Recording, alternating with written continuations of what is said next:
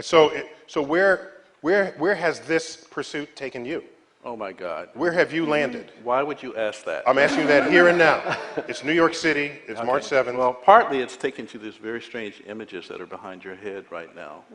These are pictures of equations. I've been, for the last 15 years, trying to answer the kinds of questions that my colleagues here have been raising. And what I've come to understand is that there are these incredible pictures that contain all the information of a set of equations that are related to string theory. And it's even more bizarre than that, because when you then try to understand these pictures, you find out that buried in them are computer codes just like the type that you find in a browser when you go surf the web. And so I'm left with the puzzle of trying to figure out whether I live in the matrix or not. Wait, you're blowing my mind at this moment. So you're saying, are you saying your attempt to understand the fundamental operations of nature leads you to a set of equations that are indistinguishable from the equations that drive search engines and browsers on our computers? That is correct. So wait, I have to just be silent for a minute here. So you're saying as you dig deeper, you find computer code writ in the fabric of the cosmos? Into the equations that we want to use to describe the cosmos, yes. Computer code. Computer code, strings of bits of ones and zeros.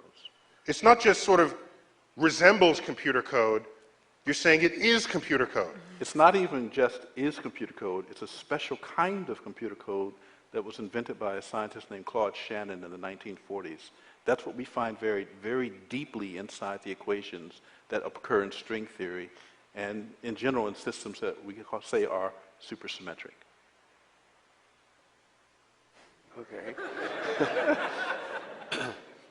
Time to go home, I think. Where are we going to go? So are you saying we're all just, there's some entity that programmed the universe and we're just expressions of their code?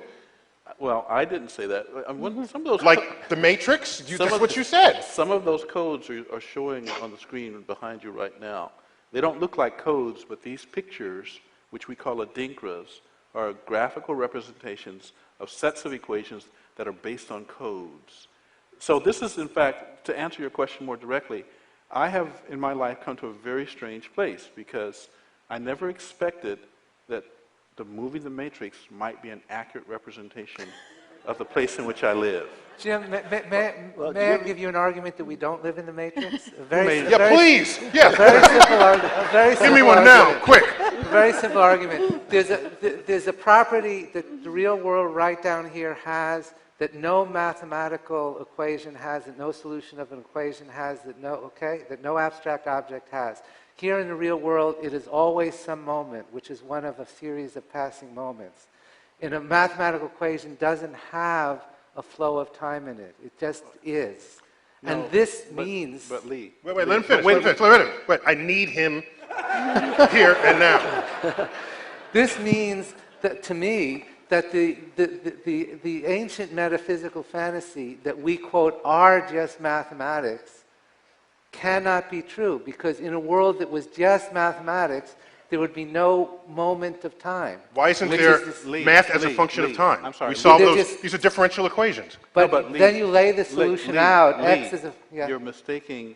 You keep using the word is, and I'm talking about the word describe. You see, describe is fine, but but let me finish, please, since we started with my discussion. The point is that it's fun to talk about some deep metaphysical essence that sits behind physics. But for some of us, it's about trying to find the most accurate way to describe where we live. And so my statement is that in the description of our universe, that is a supersymmetrical universe, which we were going to test in the LHC.